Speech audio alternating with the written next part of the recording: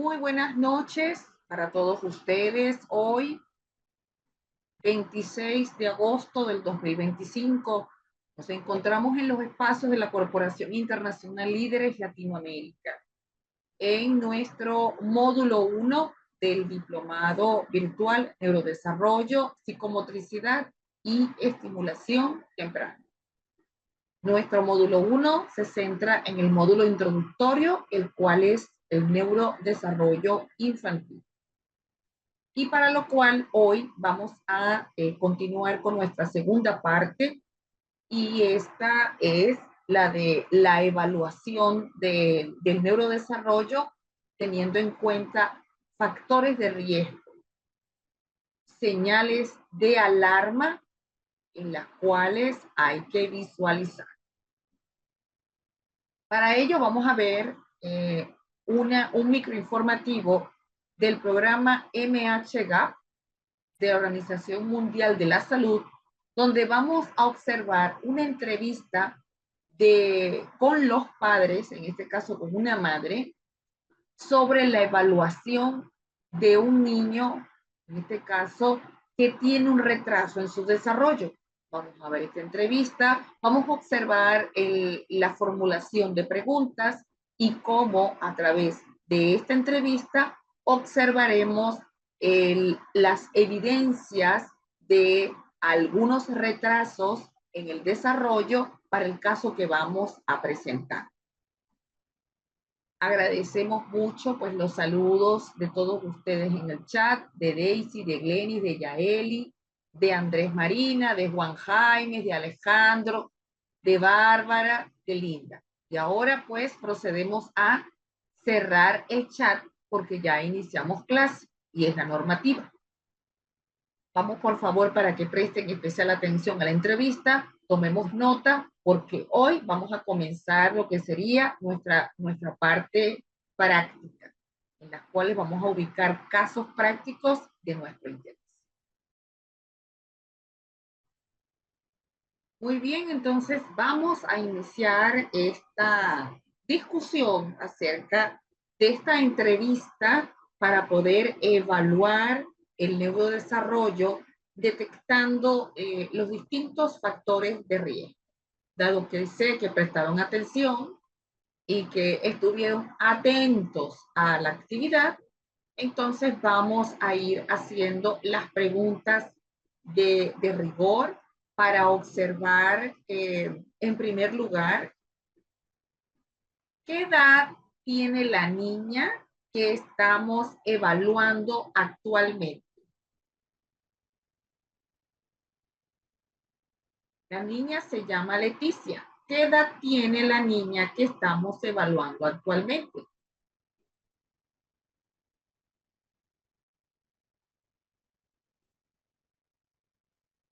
Vamos a ver si se acuerdan. Bien. Entonces tenemos una niña que tiene 3 años. Esto quiere decir que ella se encuentra dentro de la primera infancia y de acuerdo a su clasificación ya es una niña como que ya va a entrar a ser preescolar porque es una lactante mayor. Ya pasó de lactante mayor a preescolar, ¿verdad? Ahora vamos a ver en la entrevista ¿qué expresa la madre como preocupación con respecto a Leticia? Vamos a ver si lo recuerdan. ¿Qué expresa la madre como preocupación, como Leticia? Les recordamos que en este momento, Blanca Ochoa, no estamos saludando, estamos en una actividad práctica, agradecemos su colaboración. Muy bien, excelente, excelente. Excelente, muy bien, María, Osvaldo, Soheil, Jennifer, Cristina, Jeniré. Fíjense que en la entrevista la madre expresa preocupación por el habla y porque no sigue instrucciones. Entonces, la situación es, la madre entonces está expresando, por favor, María González, revisa tu audio antes de interrumpir la actividad práctica. Vemos entonces que la madre estaría expresando que Leticia tiene retrasos. ¿Qué creen ustedes?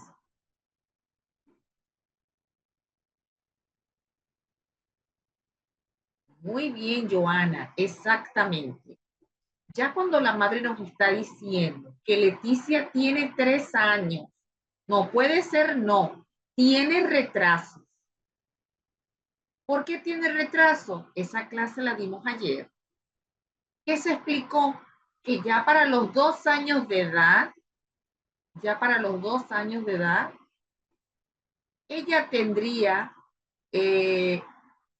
vocabulario, ¿sí?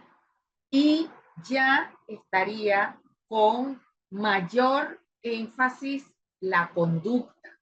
En este caso, ya a partir de los 2 años de edad, se espera que la persona pueda seguir instrucciones, comprenderlas porque tiene vocabulario. Entonces, tenemos dos señales del desarrollo que no se están cumpliendo para una edad que tiene la niña. No vamos a hablar de que esto puede ser presuntivo. No es presuntivo. Son señales de retraso en el desarrollo. Óigalo bien. Si nosotros tenemos que evaluar otros contextos, estos serían signos de retraso en el desarrollo. Entonces, el investigar otras situaciones es otro proceso de la evaluación. ¿Qué estamos haciendo en este momento? Este es el primer paso de la evaluación del desarrollo, que se llama entrevista. En la entrevista no podemos hacer presunciones. Tenemos que obtener datos objetivos de la madre. No presunciones, porque nosotros no podemos empezar a inventar lo que no existe. Nosotros tenemos que preguntar la evidencia. ¿Cuál es la evidencia?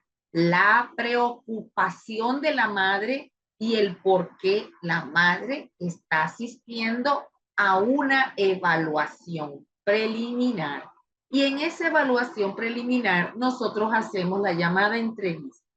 En la entrevista se requieren antecedentes familiares, se requieren los antecedentes del embarazo, de lo que es el periodo prenatal, perinatal y postnatal, y investigar entonces cómo ha transcurrido los hitos del desarrollo.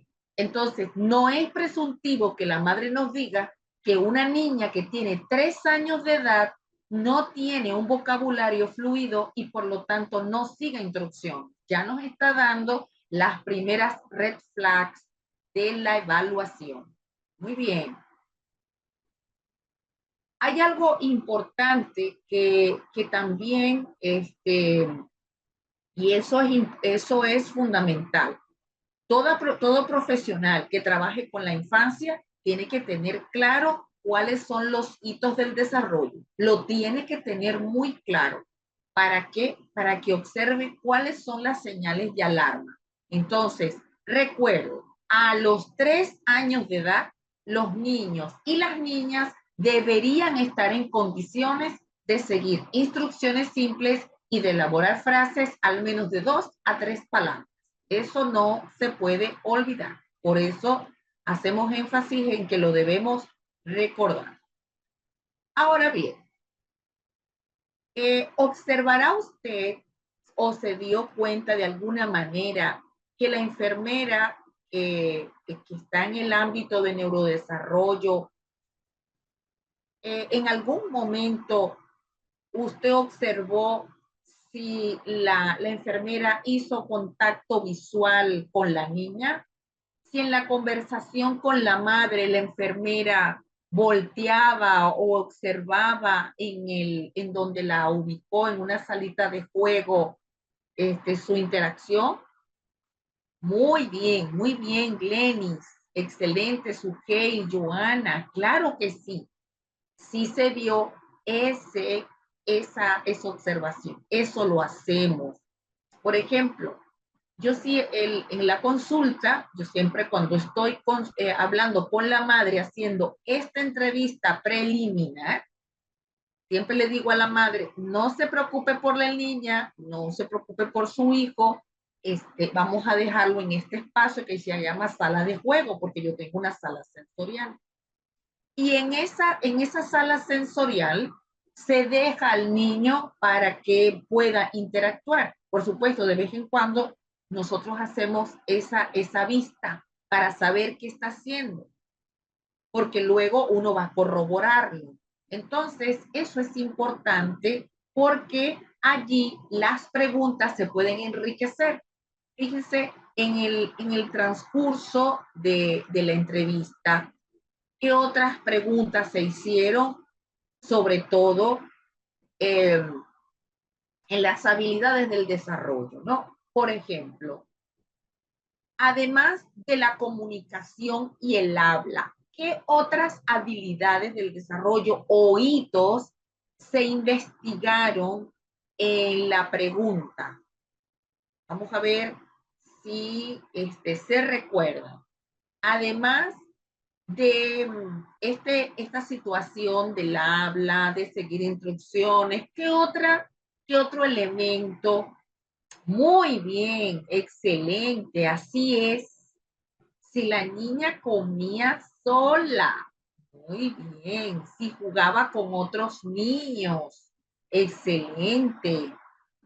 Muy bien, Bárbara. Acerca del desarrollo motriz, fíjense que, pues ciertamente en esa área se deben investigar todos los hitos de las áreas más álgidas del desarrollo. Ya hablamos de la comunicación y el habla, y otras habilidades son las habilidades motoras, de movimiento. Si, si se ha observado alguna dificultad en la niña a la hora de moverse alrededor en su contexto, cómo usa sus manos, si tiene juego, con quién juega, cómo es la interacción social, si es capaz de hacer cosas por sí misma, como por ejemplo comer sola. ¿Por qué?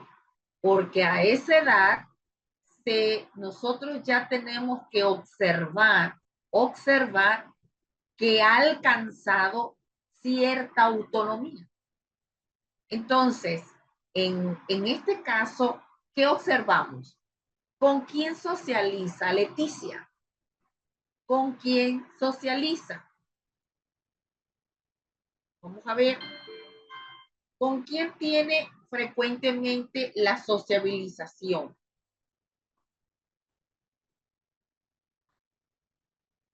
¿Cómo que con los juguetes? No, los juguetes no son para socializar. La sociabilización es entre personas, no con objetos inanimados. Muy bien. En la parte de sociabilización, recordemos que a partir de los 2 años de edad, los niños ya demuestran el interés por otros niños. Busca agruparse e iniciar juegos. Y en el caso de la niña, ¿qué característica vemos? La niña socializa.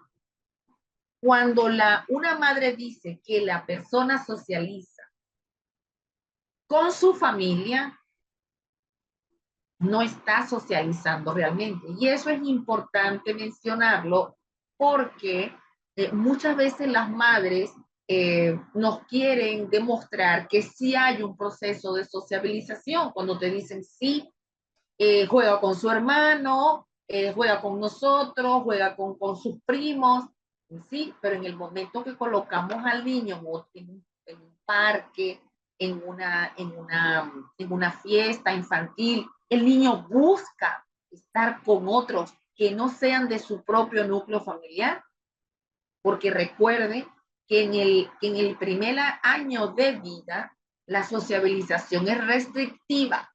porque se espera que en el segundo año ya la persona sea abierta con extraños también.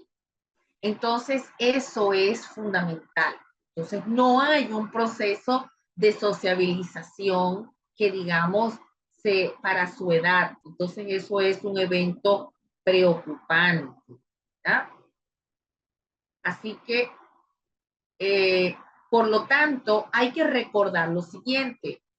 A los 3 años de edad, el niño con respecto a los juegos, los niños con respecto a la sociabilización, son personas que observamos que sí buscan la sociabilización. No es con un familiar.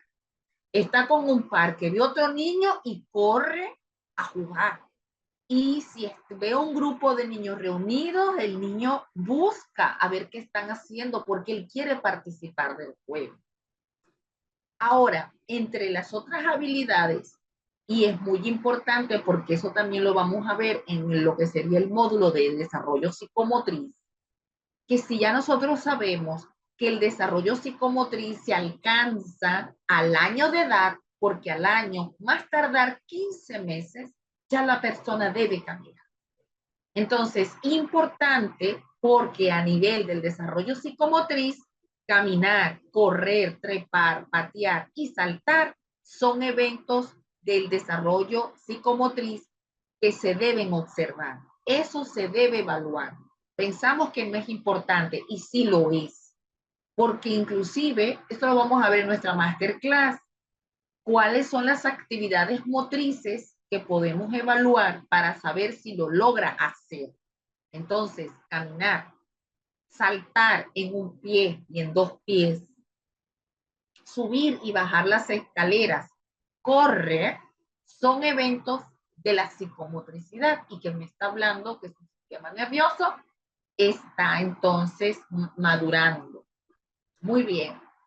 Ahora, con respecto a la alimentación por sí mismo, sí se espera que, vamos a prestar atención, sí se espera que ya para esta edad, la motricidad, si está la motricidad gruesa, la motricidad fina también, porque la motricidad fina se va a empezar a consolidar después de los 8 meses de edad. El agarre, ¿sí? ¿Se acuerdan de eso? Que en el primer año ya se va a empezar a ver el agarre, ¿sí? Entonces, si ya tiene 3 años, no es recomendable que la madre le esté dando la comida en la boca porque ese es un bebé, sino que ya para el primer año de edad tenemos que practicar, no importa que te bote la comida, no importa, eso se repone. Hay que empezar a que él tome los cucharones, las cucharillas. Para eso tenemos cucharillas ergonómicas por edad, que serían las adaptaciones. Entonces eso es importante, que el niño o la niña puede empezar a tomar con esas cucharillas infantiles adaptadas y ergonómicas para su manito, para que empiece este proceso de agarre. Porque ya para los 3 años de edad, eso de que tú me das la comida, eso no puede ser, porque entonces no estaríamos permitiendo el libre desenvolvimiento y la autonomía que el niño requiere. Y no solamente en el ámbito de la comida, también se espera poco a poco, porque eso lo vamos a ver después de los 3 años de edad, que la persona ya pueda quitarse la ropa. Y lo más fácil que se quite son los zapatos, los calcetines. Entonces ya para los 4 añitos de edad, ya nosotros podemos ir tratando de que nos ayude este bebé a que nos quite la ropa, a que se la quite con lo más fácil, porque se supone que los 4 años y medio ya debería entonces empezar a apoyar a la mamá a vestirse, ¿no? Entonces eso es muy importante. Otro de los aspectos que tenemos que tomar en cuenta es, y no se debe olvidar, cuando inicia el contacto, el juego simbólico. ¿A qué edad inicia el juego simbólico? Eso también fue la clase que vimos ayer, ¿se acuerdan? Porque esto es parte del proceso de la sociabilización y también nos habla de los procesos del desarrollo cognitivo. Entonces, el juego simbólico tiene que verse a partir de los 2 años de edad. 2 años de edad. Porque en el primer año, como dice Piaget en su teoría, en el primer año va a haber como un juego de sensorio-motriz. Va a haber un juego en la cual va a tener una manipulación motriz. Pero luego, a partir de los 2 años de edad, se va a observar el juego simbólico, donde ve un teléfono, ya sé que habla, o más adelante ve alguna forma parecida a un teléfono que le da el juego funcional y dice, ah, esto parece un teléfono y hago que hablo, pero no es un teléfono. Entonces, aquí es muy importante porque inclusive los diagnósticos de ciertos trastornos se hacen a través de la evaluación del juego. Por ejemplo, en el trastorno del espectro autista, nosotros en la evaluación de los signos tempranos del autismo, vemos que en los niños, cuando los evaluamos, no presentan juego simbólico, no lo hacen. Y cuando la madre quiere expresar de que lo hace, siempre pedimos que nos den ejemplos. Y cuando nos dan ejemplos, siempre le explicamos, esto de apilar, agrupar, es una sustitución del juego simbólico. Entonces, eso es muy importante. Muy bien, vamos a seguir. Vamos a ver qué otros comportamientos. Aquí hay otros elementos que también se preguntaron en la entrevista, como por ejemplo la presencia de rarezas en el comportamiento, ¿no? Estas rarezas en el comportamiento, pues digamos que son aquellos que observamos, por ejemplo, con movimientos repetitivos, eh, intolerancia a la frustración, movimientos atípicos en los dedos, donde se puede acercar demasiado los dedos a la cara, dar vueltas en círculo, por ejemplo, el aleteo. También podemos ver la irritabilidad, la impulsividad, ser una persona demasiado, muy hiperactiva, muy impulsiva. Esos serían, digamos, particularidades en el comportamiento que vemos, ¿no? Por supuesto, eso hay que anotarlo porque todo eso son red flags. Ya después se investigan los contextos, el por qué, ¿verdad? Y otro de los elementos que nosotros vemos es en la entrevista también se hizo énfasis en otras preguntas, como por ejemplo, le preguntaron a la madre la existencia de factores de riesgo para trastornos en el neurodesarrollo infantil, que de eso vamos a hablar en un ratito. Factores de riesgo en las cuales podemos observar la prematuridad, el bajo peso, factores nutricionales como la desnutrición, que podemos verlo como un factor de riesgo, complicaciones durante el embarazo, además de la prematuridad, que pueden ser complicaciones de la madre, enfermedades de la madre o complicaciones a nivel de la... Vamos a prestar atención porque estamos en la parte de factores de riesgo. Entonces, vamos a tratar de llevar como una cierta secuencia para que por favor no perdamos esta secuencia. Se lo ruego, por favor.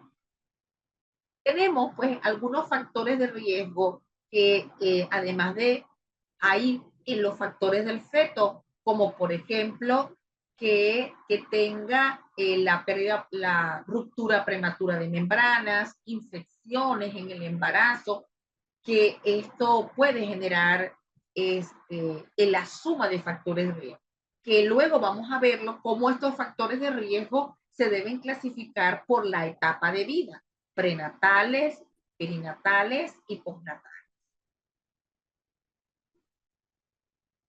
También se pregunta, porque se debe investigar por otras condiciones médicas o clínicas. No es igual un niño que nace con una cardiopatía congénita, ¿verdad? No es igual un niño que nace, puede ser de buen peso, puede estar a término, pero con compulsiones en etapa neonatal.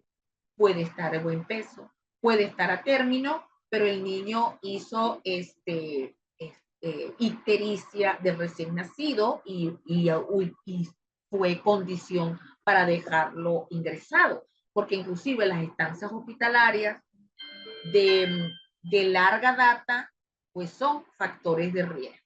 Y eso también se debe preguntar. ¿Qué otros elementos se deben recomendar aquí, no? Fíjense, en este caso, ¿qué recomendaciones da la enfermera de neurodesarrollo a la madre para poder evaluar a Leticia en una segunda instancia? ¿Cuáles fueron las recomendaciones?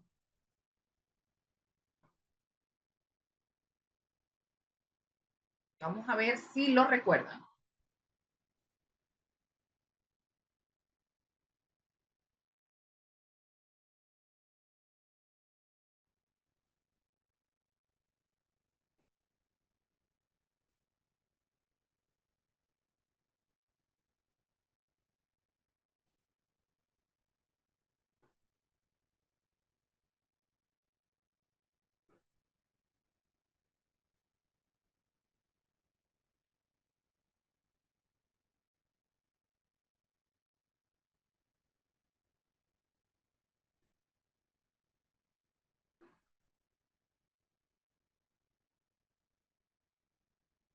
Lo primero que, dadas las características de la entrevista y con lo que obtuvimos, entonces esta niña es de alto riesgo porque tiene además señales de alarma y hay que evaluarla por neuropediatría. Entonces esta niña es candidata para la evaluación especializada, dada la particularidad que ella tenía durante la entrevista. Muy bien. Entonces, ¿qué les pareció el ejercicio? ¿Qué les pareció el ejercicio?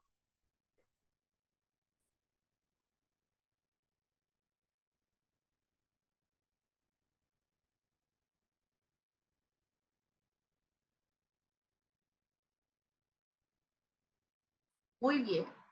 Este ejercicio nos va a servir para poder comprender los elementos que nos van a dar la base para ir comprendiendo ciertos aspectos.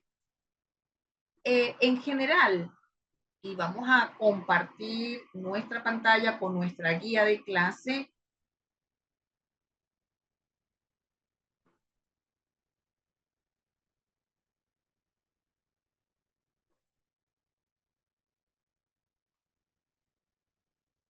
Nosotros hemos visto la capacidad que tiene el niño en la primera infancia para aprender y para adquirir aprendizajes de su medio. Y esto lo hará gracias a la plasticidad cerebral. La plasticidad cerebral es la capacidad que tiene el cerebro de modificarse. ¿Por qué se modifica? Glenis, vamos a hablar de plasticidad cerebral, ¿te parece, Glenis?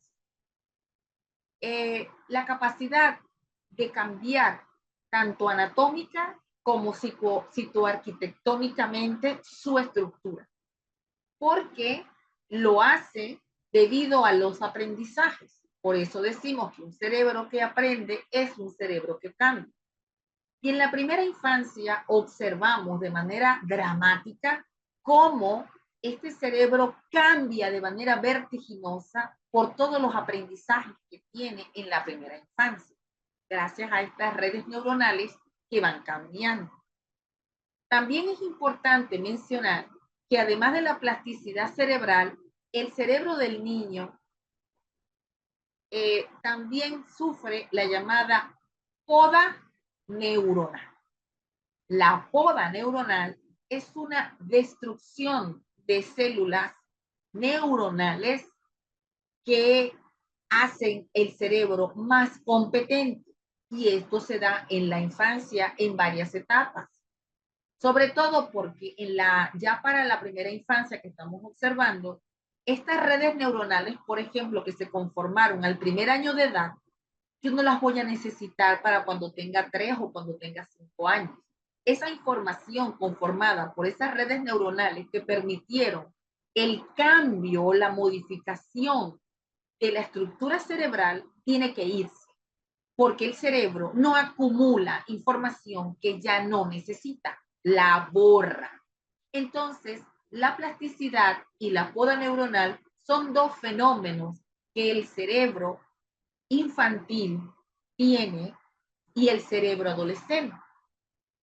Ahora, en nuestro cerebro infantil, sobre todo en esta primera infancia, esa poda se va a ir dando con mayor facilidad cuando la persona va adquiriendo y consolidando habilidades. ¿Por qué es importante entonces evaluar el desarrollo como lo hicimos con este caso de Leticia? Porque evaluar el desarrollo es poder observar cómo se adquieren las habilidades, las actitudes y las funciones que a lo largo de la vida yo voy a ir generando, porque esto representará la maduración del sistema nervioso. Esa es la gran representación. Y donde esta maduración del sistema nervioso lo permite el establecimiento de conexiones en circuitos cerebrales que se van a formar muy rápidamente y de manera muy eficaz, porque yo necesito aprender con mucha facilidad y con mayor rapidez para la supervivencia de la especie en la primera infancia. Recordemos que este patrón que se observa del neurodesarrollo está influenciado por factores genéticos para que el cerebro en esta etapa tenga la suficiente plasticidad para cambiar su organización y sus funciones. Pero, y esto no lo podemos olvidar, esto será en base a las experiencias y estímulos ambientales. Y esto lo vemos entonces como una gran ventana de oportunidad. Pero recuerde que esto no quiere decir que el niño no vaya a seguir aprendiendo luego, porque esto es un mito, esto es una mentira, una falsa creencia que dicen que hasta los 6 años de edad se aprende y que luego no puedes aprender. Eso es totalmente falso por el fenómeno de neuroplasticidad que se explica. Todos somos capaces de aprender. Sin embargo, la primera infancia es una ventana crítica de oportunidad, porque es allí donde se van a generar los aprendizajes de mayor importancia. El cerebro crece exponencialmente, gana peso, pero no va a crecer y a ganar peso como lo hace el resto del cuerpo, porque no podemos tener una macrocefalia. Él va a crecer de acuerdo a un patrón genético. Por eso decimos que para los primeros 6 años de vida, ya para los 5 años, el cerebro alcanza casi el peso del adulto mundial. ¿Qué puede entorpecer y puede producir daños que pueden persistir, que son muchas veces irreversibles? Las situaciones adversas del neurodesarrollo. Es decir, factores que no favorecen el desarrollo, pero hay otros que sí lo favorecen. Los factores que favorecen el desarrollo de un niño, primero el cuidado, el amor, la atención, la protección. la buena nutrición, tanto de la madre durante el embarazo como la nutrición de este bebé. El sueño reparador, un niño que tenga un buen ejercicio y un crecimiento y desarrollo que estemos valorando y que este sea adecuado. Esto es lo que favorece el neurodesarrollo, lo que favorece que la maduración del sistema nervioso se dé sin tropiezos. Sin embargo, tenemos otros que son factores que no favorecen el neurodesarrollo y que tienen que ver con, por ejemplo, factores que se pueden observar a nivel prenatal, perinatal o postnatalmente y que pueden dejar daños persistentes hasta la etapa adulta. Entonces, la evaluación del desarrollo es una actividad que se debe realizar en los servicios de atención infantil y donde tenemos que contar con el apoyo de las familias. ¿Por qué? Porque aquí, sobre todo en la primera etapa de evaluación, todo lo que diga la madre, todo lo que nos diga el cuidador es muy importante. Y muchas veces las preocupaciones de las abuelas o de las madres no deben ser desestimadas en las consultas. No podemos decir, no pasa nada, es normal, espérate un año y luego regresas. Porque para algo la madre se activó, tomó su hijo, pagó la consulta y esperó tu cita. Y para algo la abuela acompañó a esa madre. Porque esos son signos que nosotros no debemos dejar de tomar en cuenta, porque la evidencia científica nos dice que más del 78% de los casos en donde el cuidador insiste de que algo está sucediendo con el niño, tienen razón. Entonces, en la evaluación del desarrollo, por eso es que es tan importante la entrevista en los contextos. Si el niño todavía no está escolarizado, el contexto de la familia y quiénes son sus cuidadores son importantes. Y eso sí, también tenemos que ser sinceros, porque el cuidador que no está tiempo completo con el niño, sino que lo ve 1 o 2 veces a la semana, no nos sirve para la entrevista. Entonces no puede la madre o el cuidador decir, bueno, que vaya esta persona porque hoy, porque tengo que trabajar, pues no puedo. Entonces voy a dejar a otra persona mi representación. No.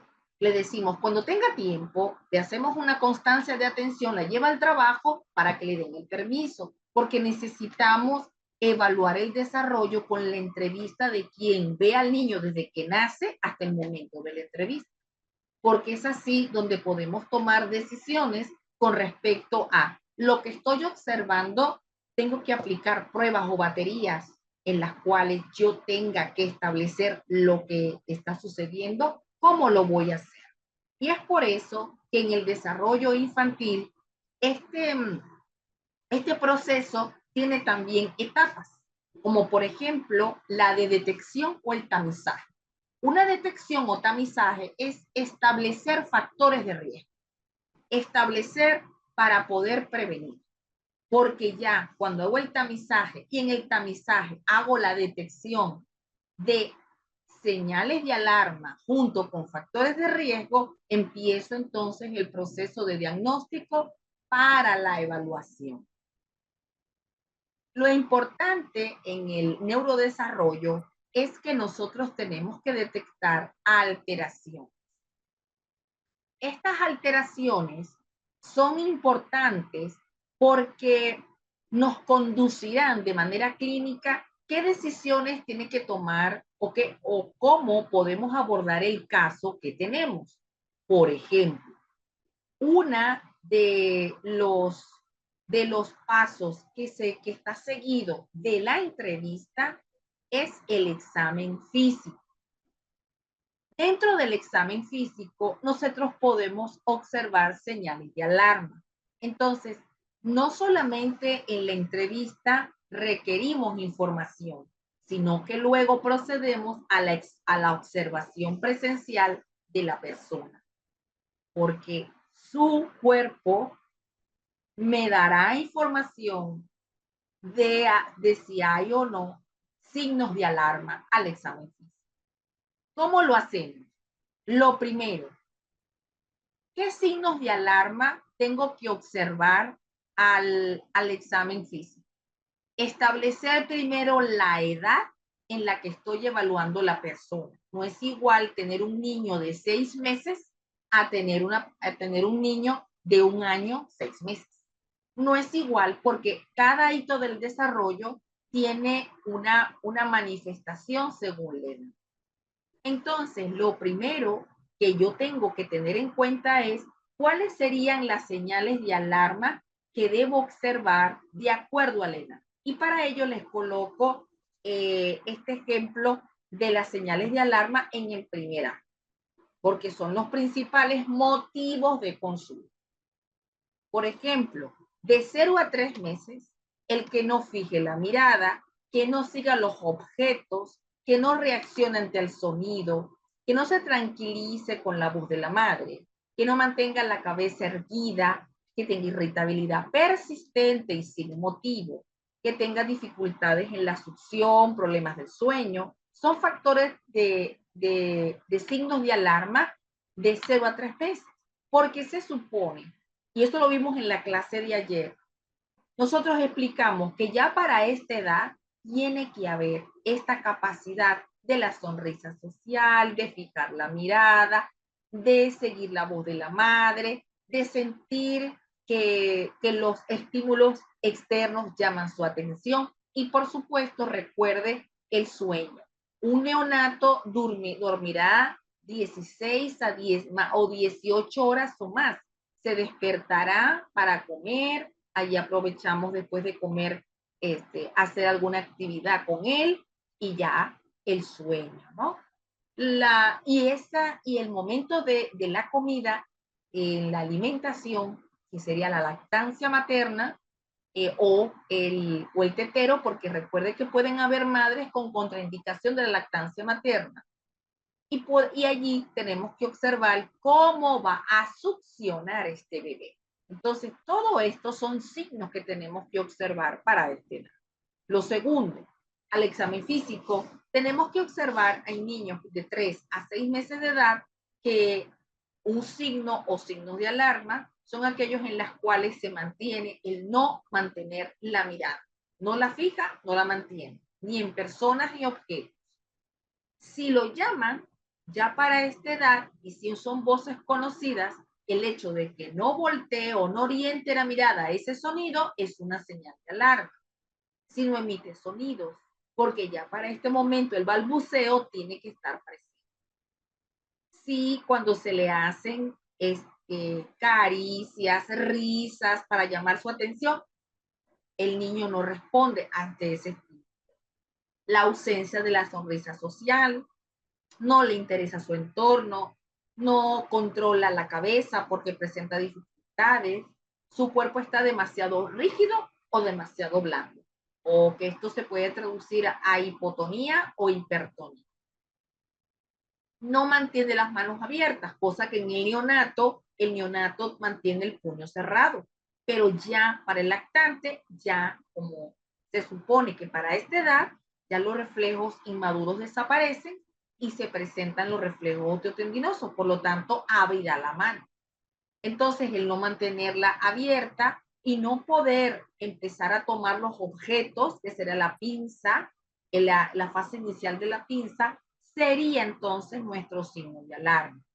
También tenemos otros elementos como signos de alarma entre los 9 y los 12 meses de edad, en las cuales ya para este momento se tiene que observar que se pueda sentar, no se mantiene sentado, no emite palabras, porque ya para esta edad las primeras palabras ya están presentes.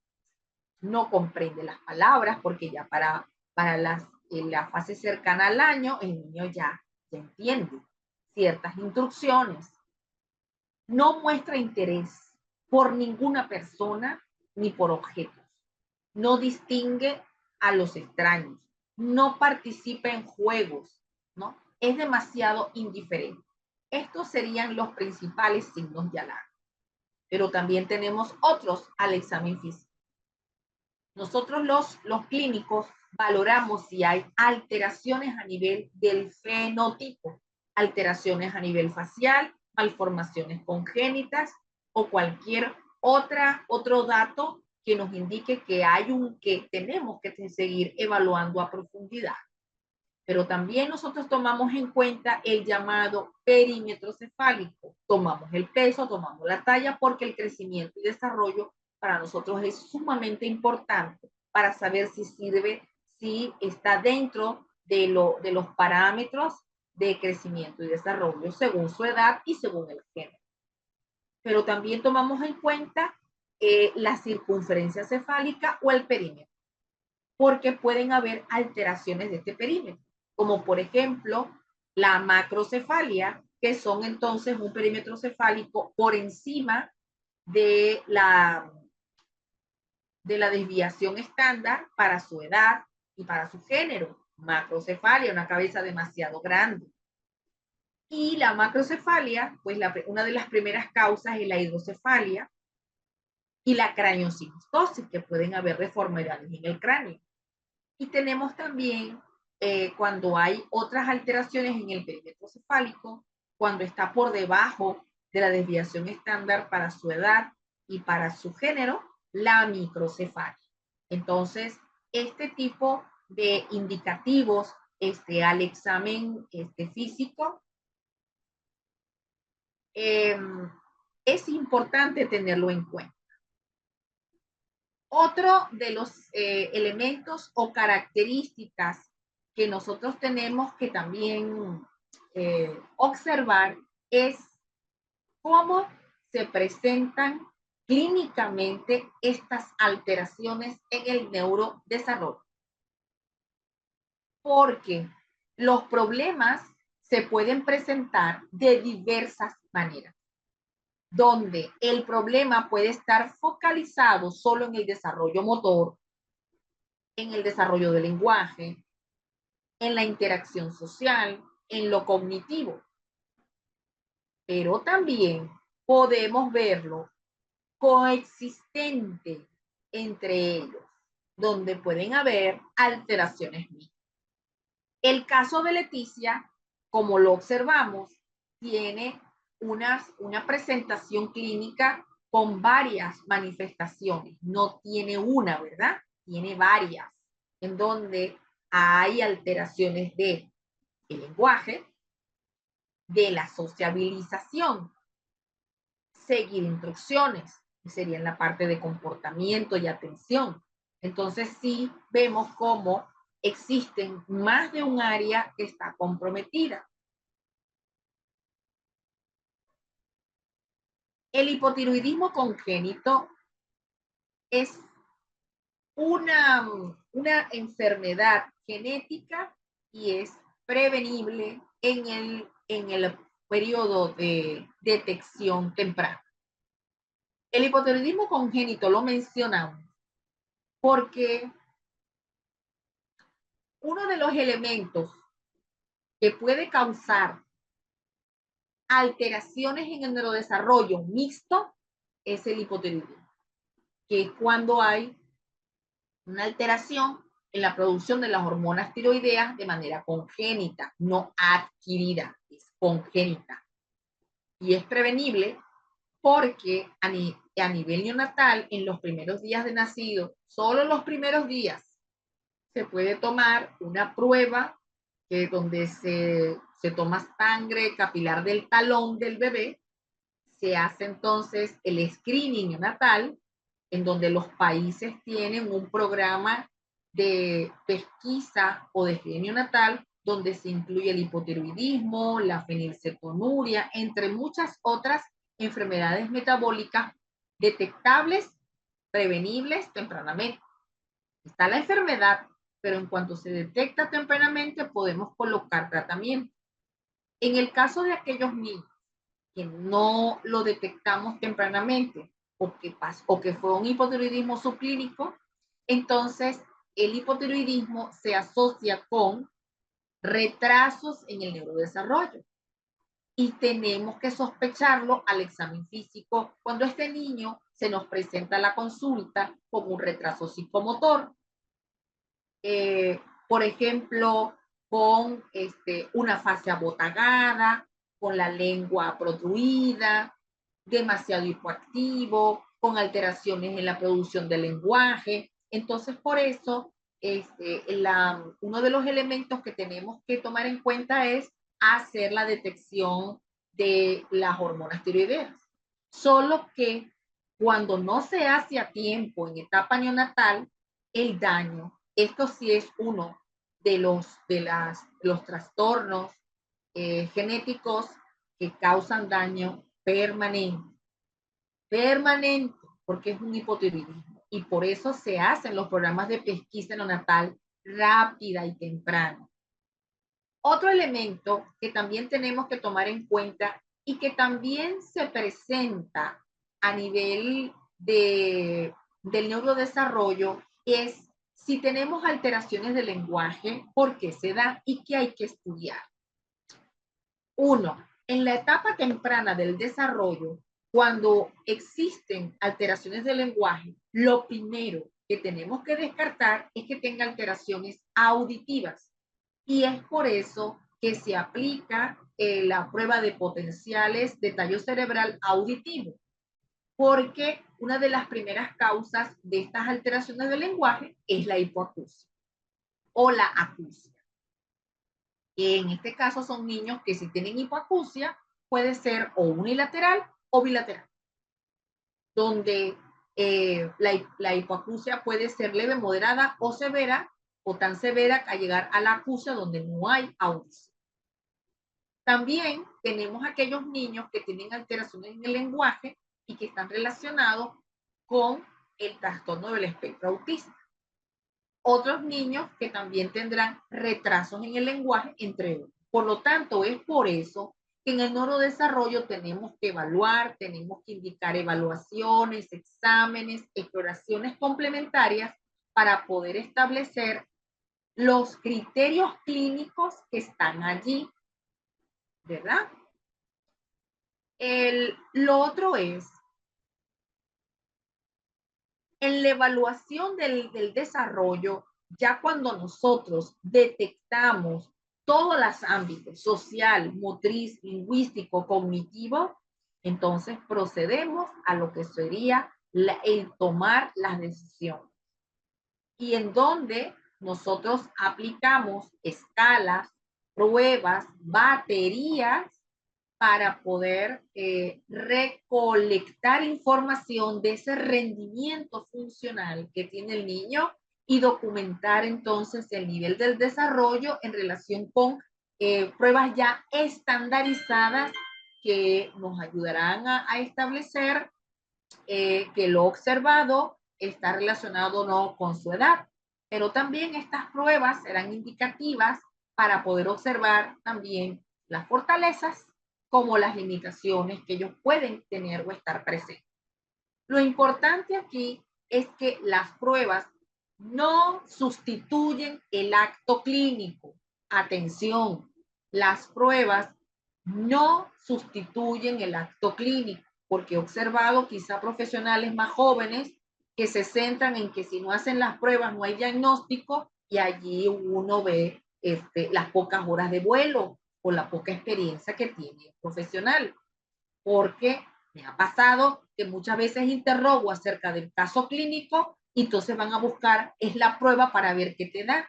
Pero cuando se le hacen preguntas del caso, no tiene idea, no recuerda, no lo interrogó.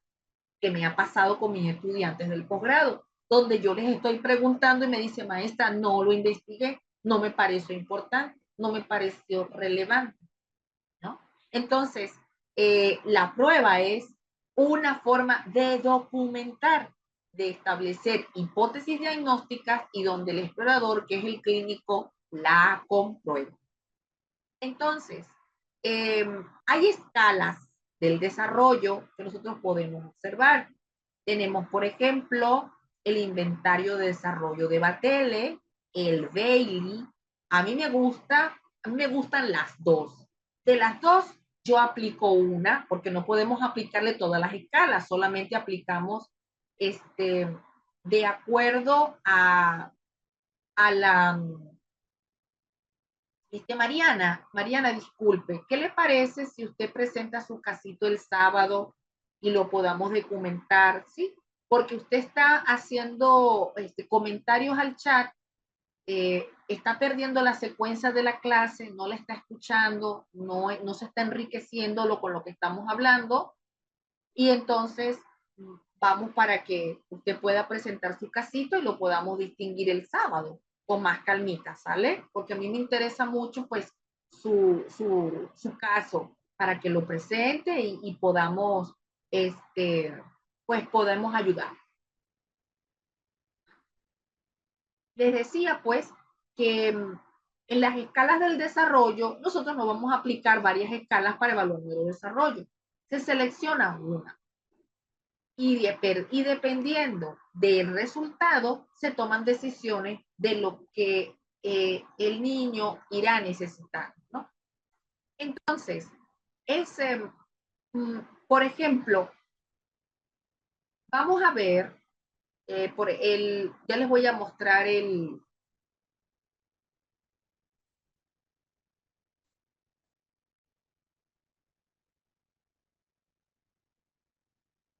la escala de Bailey.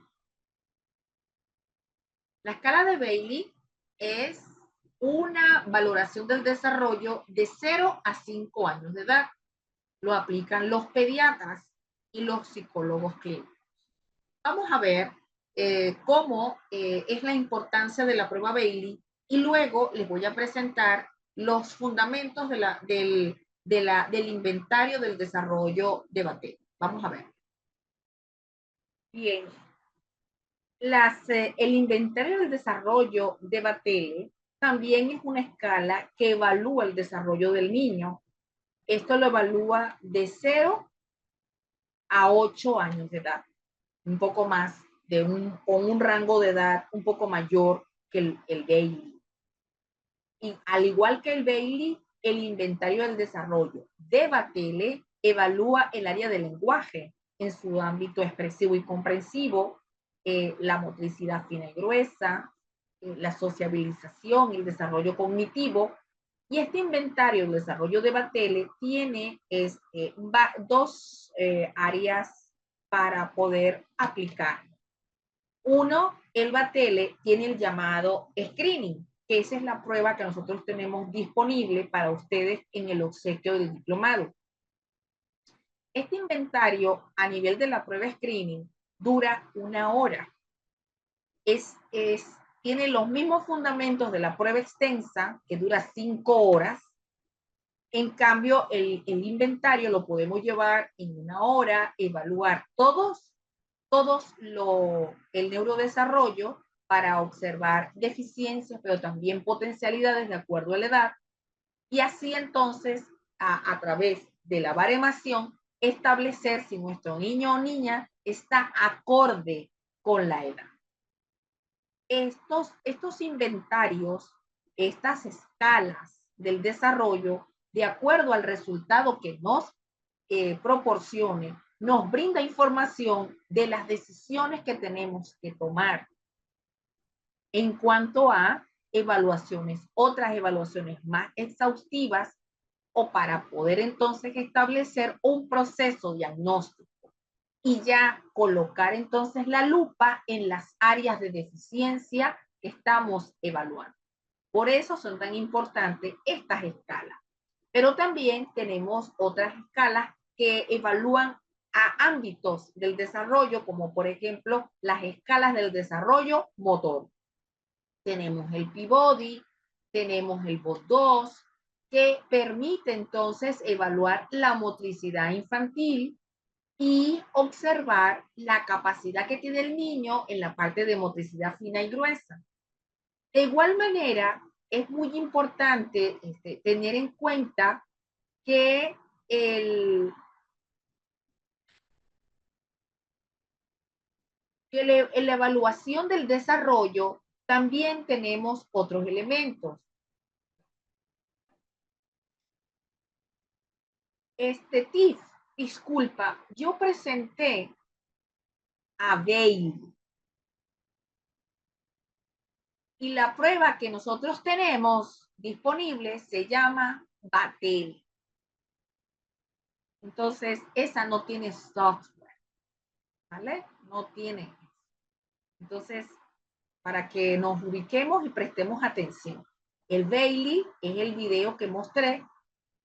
La segunda que estoy explicando se llama Inventario y Desarrollo de Battelle y estoy indicando que la prueba que está disponible es el Battelle en este diplomado, para que quede clarito, ¿sale? ¿Qué es esto? ¿Okay?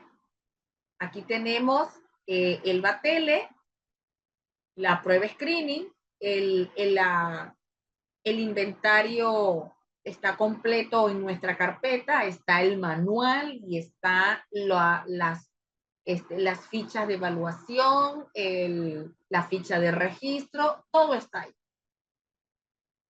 Pero también nosotros tenemos que tener en cuenta que dentro de la evaluación del desarrollo, además de lo lingüístico, además de la psicomotricidad, la escala de madurez social de Vineland es sumamente importante porque estamos hablando de adaptación social. Decisiones que vamos a tomar de acuerdo a lo que nosotros tengamos en la evidencia clínica. Hay, por supuesto, todo lo recabado en la información tiene que estar entonces convalidado con la historia clínica, la valoración pediátrica, para poder entonces establecer antecedentes con respecto a antecedentes familiares, antecedentes personales, y dentro de la exploración, que es un protocolo, establecer cómo están las medidas antropométricas, sus signos vitales al examen físico, la evaluación gestacional con el nivel de madurez del niño y su madurez neuromuscular, ¿no? Por supuesto, esta escala que nosotros tenemos aquí, esto es una valoración que no se hace en casa, que se llama APGAR. El APGAR no lo voy a hacer luego, no lo voy a hacer en casa con más tranquilidad. El APGAR es una valoración de un sistema de puntuación para poder valorar lo que sería la frecuencia cardíaca, la respiración, el tono, los reflejos y la coloración del niño de 0 a 5 minutos de nacido. Por lo tanto, esta puntuación que muchas veces las madres desconocen que lo hacemos, esto se hace en la sala de parto, no se hace en otro lugar, sino en el momento en que se extrae el niño, bien sea por cesárea o por parto vaginal, y en ese momento que lo extraemos hasta llevarlo a lo que es para darle los cuidados inmediatos de recién nacido, en ese tiempo, por eso es que en las salas de parto tenemos el reloj, tenemos un reloj pendiente, no solamente para saber la hora, sino para establecer también esta puntuación que se llama APGAR. Y esta prueba de puntuación llamada APGAR nos va a dar también pronóstico, porque a mayor puntuación, mejor pronóstico.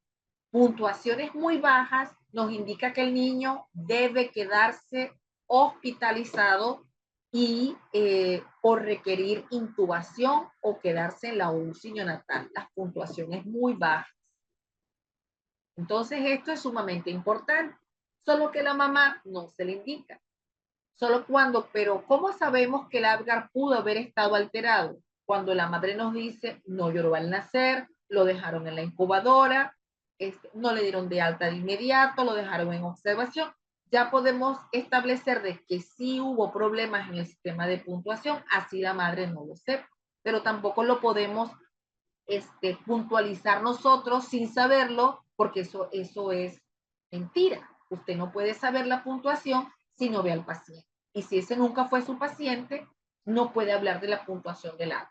Pero en la historia clínica del niño tiene que estar, sobre todo en la parte de neonatal. Cuando recibimos a un bebé con prematuridad, estos recién nacidos prematuros, generalmente esto se considera el primer factor de riesgo para el neurodesarrollo y que puede traer secuelas en su desarrollo.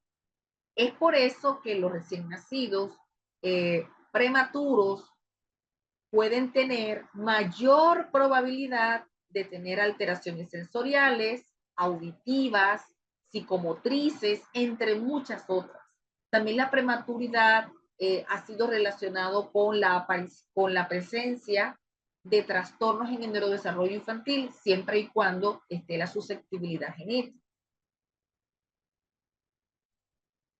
Un recién nacido, nacido antes de las 32 semanas, de muy bajo peso al nacer y con presencia de patologías muy graves, será entonces un neonato de alto riesgo neurológico. Y hay que establecer en los factores de riesgo de la madre si hay complicaciones maternas durante el embarazo, si hubo complicaciones con la placenta o fetales, porque todo eso hay que considerarlo en la sumatoria de factores de riesgo. ¿Qué hacer con un neonato que es un alto riesgo? Un neonato de alto riesgo no va para una consulta de niños sanos. Puede ir a la consulta de niños sanos, pero con la categoría de alto riesgo, porque la forma de intervenir y de tratar será un poco diferente. Será parte de un programa de seguimiento que durará al menos mínimo 2 años y que las actuaciones serán adaptadas a cada caso. En este sentido, se harán revisiones centradas en el crecimiento y el desarrollo, perímetro cefálico y establecer la edad corregida, porque todo niño prematuro durante las consultas se le debe establecer la edad corregida por prematuridad.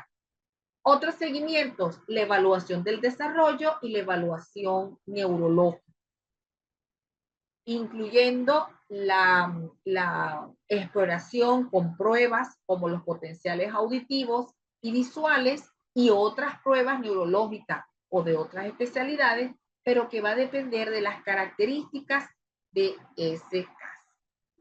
Pero va a depender también del seguimiento el hecho de que vaya a sus revisiones mensuales y que luego poco a poco se vayan espaciando. Estos programas de intervención de 2 años son para que yo pueda realizar una evaluación completa y poder entonces determinar a tiempo cuáles áreas del desarrollo estarán alteradas. Y si no, entonces egresó sin complicaciones del programa. Sin embargo, este programa de evaluación se extiende mínimo hasta el proceso de escolarización, porque si la madre va a las revisiones mensuales o 2 veces al año o 3 veces al año, se le indica que cuando se escolarice, se tiene que volver a activar la consulta, porque ya en el momento que está en el preescolar, ya ahora sí tenemos que evaluarlo, porque hay algunos trastornos en el neurodesarrollo infantil que no se van a presentar antes.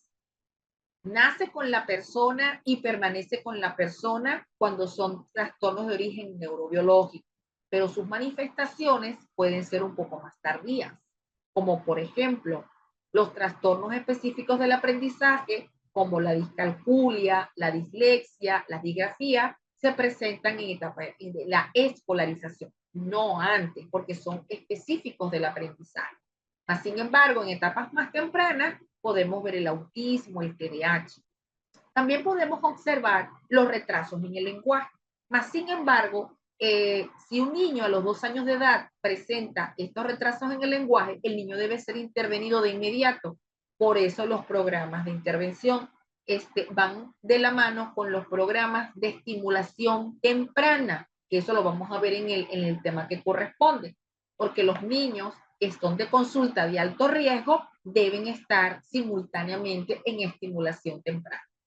Muchas veces los niños, pasado el tiempo, cuando todavía observamos que de acuerdo a las terapias y las intervenciones, su problema de lenguaje no se solventa, entonces se toma la decisión porque ya a los 5 años de edad, de acuerdo a lo que dice la Asociación Americana de Psiquiatría, de acuerdo a la APA, nos dice ya para los 5 años de edad tiene que tomar la decisión de empezar a colocar la etiqueta diagnóstica porque ya ha sido evaluado previamente para saber si es un trastorno de la comunicación tanto expresiva como comprensiva.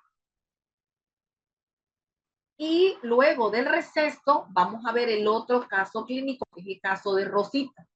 En el caso de Rosa, vamos a establecer cuáles son los factores de riesgo, qué recomendaciones le vamos a dar al caso de Rosa y así poder entonces implementar lo que sería la evaluación de los conocimientos que hemos adquirido hoy.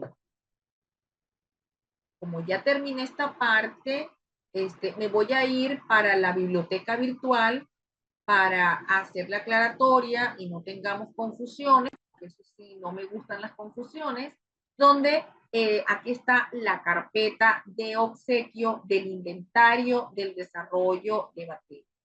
Aquí está el manual completo de Batele, la lista de materiales que deben utilizarse. Nosotros no vamos a dar los materiales porque esos son objetos, juguetes, materiales que tiene que tener la persona que lo va a aplicar.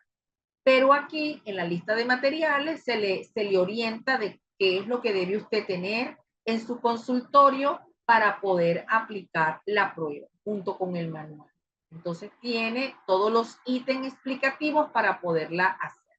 Y es la prueba screening, porque la prueba Batele tiene 5 tomos. Entonces, como 5 tomos, no se están aquí dando. Se están colocando, es el screening que va a durar entonces 1 hora.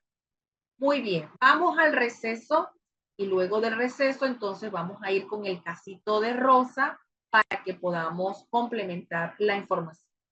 Dígame, Isabela, vamos a activarle el audio para que pueda decirme su inquietud antes del receso. Hola, profe, ¿me escucha? Sí. Profe, disculpe, tengo una duda. Ajá. Al nosotros, si pagamos lo del certificado del diplomado y todo eso, ¿estaríamos capacitados para desarrollar esa prueba del inventario que nos acaba de presentar? ¿Usted qué profesión tiene, Isabela? Docente de educación especial. Tú sí. ¿Sí? Ok. Sí, profe, esa era la duda que tenía. Sí, tú sí, porque eres educación especial. Tú Ok, eres tú eres de las privilegiadas del neurodesarrollo, ¿verdad que sí, Isabela? sí, al parecer. Así es, eres privilegiada de eso. Entonces, sí, allí tienes cómo se aplica la prueba, tienes el listado de materiales que tienes que tener para que tú puedas aplicarla. Tienes que tener un Excelente. profesional, porque me imagino que si eres de educación especial, tienes que estar en un centro donde hay psicólogos Sí, clínicos, ¿verdad? equipo Ok, multidisciplinario. muy bien. Entonces, la recomendación es que puedan aplicar la prueba contigo y tener esa fortaleza en el centro. Excelente, profe. Muchas gracias. A la orden. Muy bien. Vamos entonces al receso. Vamos a estar unos 20 minutos para que puedan descansar, hidratarse. Y al regreso, vamos con el caso de Rosita.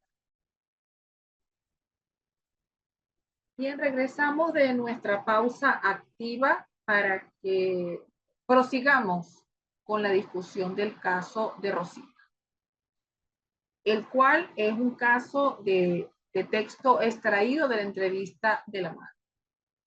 No se requiere ni están las condiciones del caso para dar diagnósticos, porque el perfil de los profesionales que nos acompañan no son clínicos.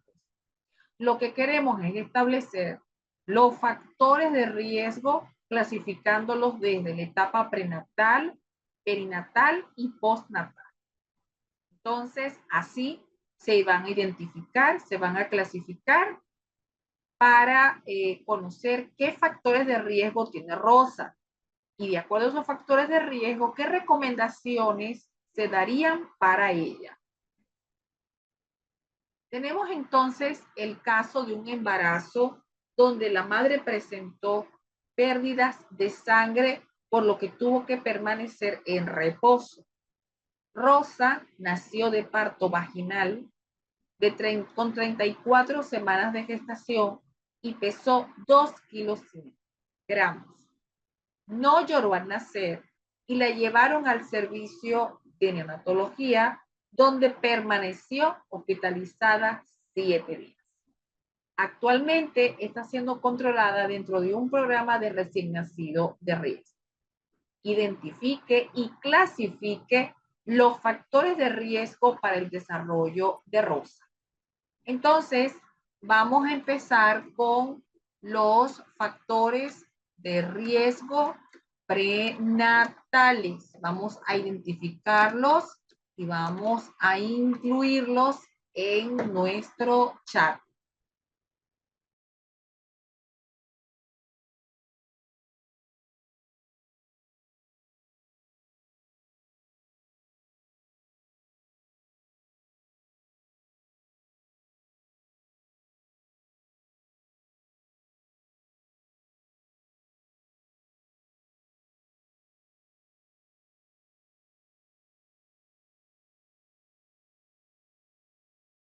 Muy bien. Les recordamos que los factores prenatales son aquellos en donde el niño no ha nacido. Y si no ha nacido, no puede estar ni de bajo peso y no llorar. Entonces, todo factor prenatal es aquel en el cual no ha nacido, está en el periodo de gestación.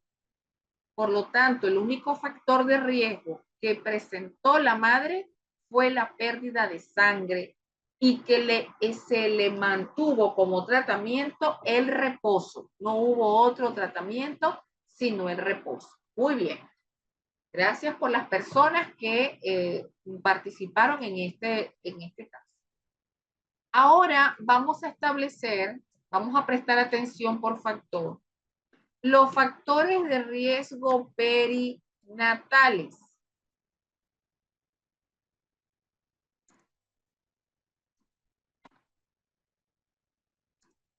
El factor de riesgo perinatal es aquel cuando ocurre durante el trabajo de parto y termina en el momento en que nace.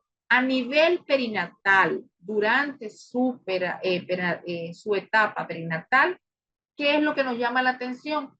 Que a nivel perinatal, el trabajo de parto fue un trabajo prematuro, un trabajo de 34 semanas. Quiere decir que la gestación termina a las 34 semanas y concluye con un parto que fue vaginal. Se optó por un parto vaginal. A nivel postnatal, en el factor de riesgo postnatal, ¿qué vemos?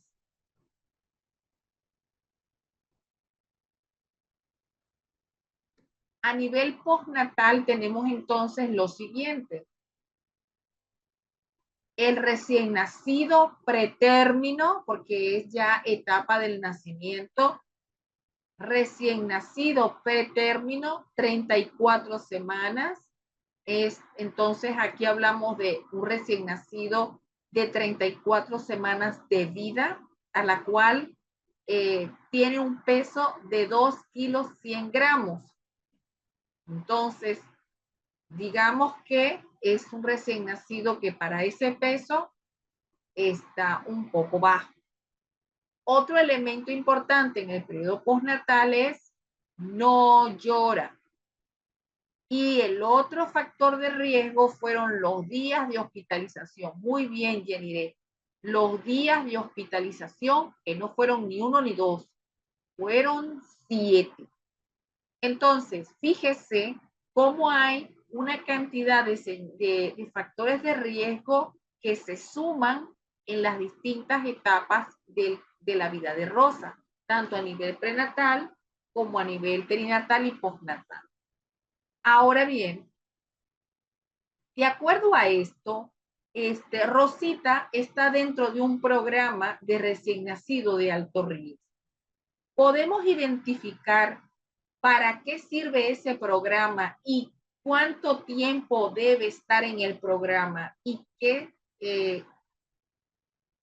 se debe evaluar en ella. Vamos a ver.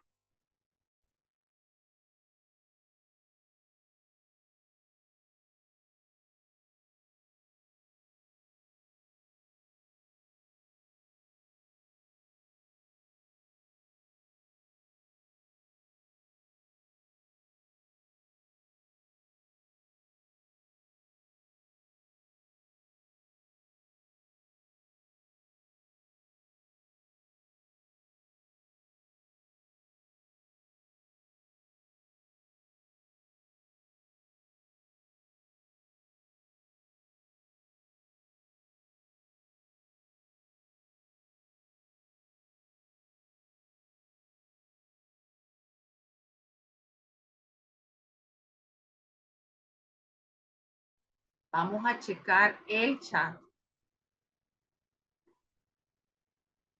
Bueno, si está en un programa de nacido de alto riesgo, pues se le hace un seguimiento, ¿verdad? Muy bien. ¿Y qué es lo que va a evaluar ese programa? Entonces, muy bien para aquellas personas que se recordaron que debe evaluar el crecimiento y el desarrollo, el peso, la talla y la circunferencia cefálica. Muy bien. ¿Qué otro elemento? Tenemos que hacer el control del neurodesarrollo, hacer observaciones con respecto a los hitos del desarrollo que el niño va adquiriendo.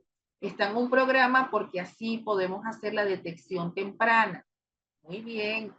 ¿Qué otro elemento tenemos que estar aquí? Por supuesto, el neuropediatra o el pediatra puede llevarlo.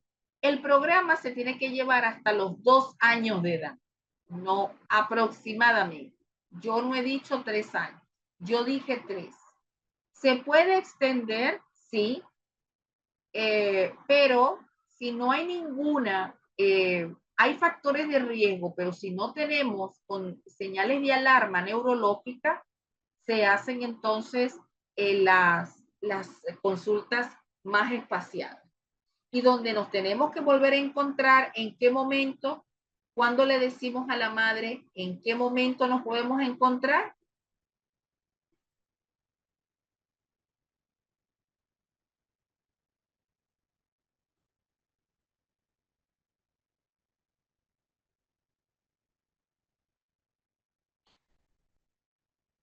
No. Si el programa termina en 2 años y en esos 2 años ya se hizo la valoración y no encontramos ninguna señal de alarma en el neurodesarrollo, le decimos entonces que los encontramos nuevamente cuando el niño se escolarice, cuando ya se ingresa al preescolar, porque ahí hay que activarnos con el seguimiento. No es que lo vamos a ver en un mes, porque el programa dura 1 año, dura 2 años, ¿no? Entonces no lo vamos a ver en un mes, lo vamos a ver durante 2 años. Pero de la única manera en que podamos extender o ampliar un poco más el programa es porque le decimos a la madre que ante la situación que no tenemos ninguna señal o una bandera roja a nivel del desarrollo, entonces se le da de alta a los 2 años y luego esperamos la escolarización donde la madre tiene que regresar para seguir las observaciones porque ya se escolarizó. Mientras tanto, en esos 2 años se hacen las valoraciones auditivas, oftalmológicas, neurológicas, entre otras, que pueda necesitar el paciente, ¿verdad? Muy bien. ¿Qué más? ¿Qué otra recomendación le damos a la mamá de Rosa? La tenemos que orientar de alguna manera durante el programa.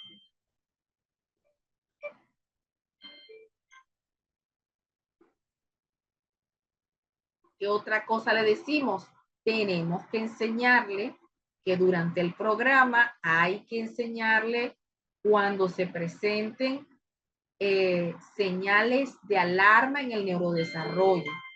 Que ella observe si hay alguna situación que cuando vaya a la consulta o ella pida un adelanto de la consulta, se esté pendiente. Entonces a ella hay que entrenarla con la valoración del desarrollo para que ante cualquier señal de alarma ella esté muy bien entrenada para que busque la consulta de inmediato. Sin embargo, cuando, cuando el niño está en un programa de evaluación de este tipo, recuerde que también tiene que ir a un programa de estimulación temprana, porque es un niño prematuro. Y eso es muy importante, ¿verdad?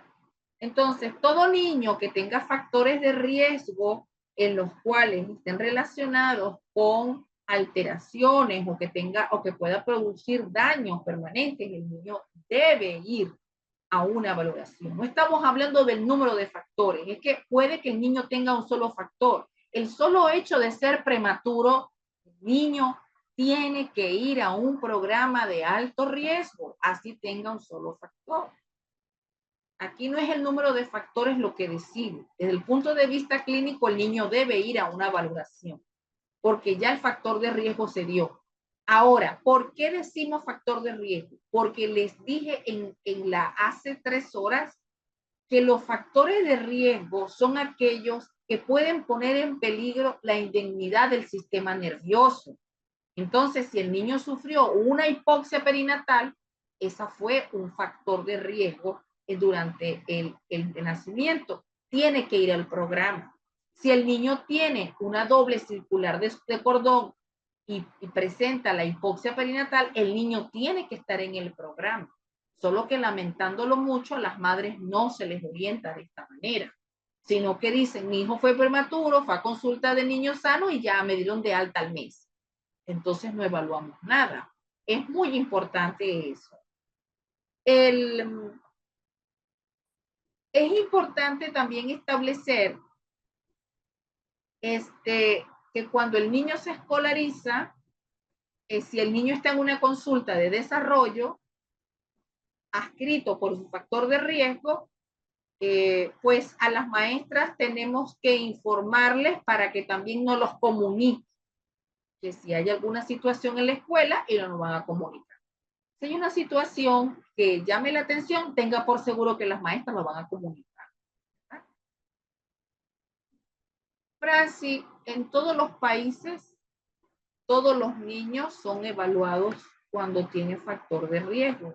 Cuando un niño prematuro, independientemente que esté en Nicaragua, en Cuba, en Guatemala, los niños que tengan factores de riesgo, responsablemente los centros hospitalarios tienen que alertar a la madre acerca de ciertas circunstancias en las cuales hay que estar pendiente.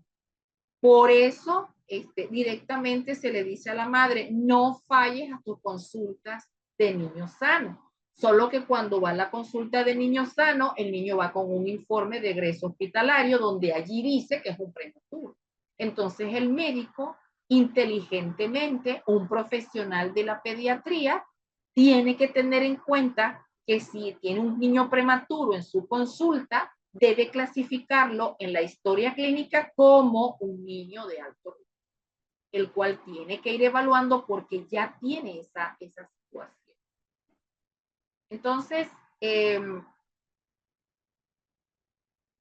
ya con esta parte, ya nos adentramos pues a lo que sería para poder darle la continuidad a nuestro módulo número 2, porque ya dimos la introducción. Y en nuestro módulo número 2 vamos a ver estas otros casos donde vamos a ir observando con mayor detenimiento el factor de riesgo.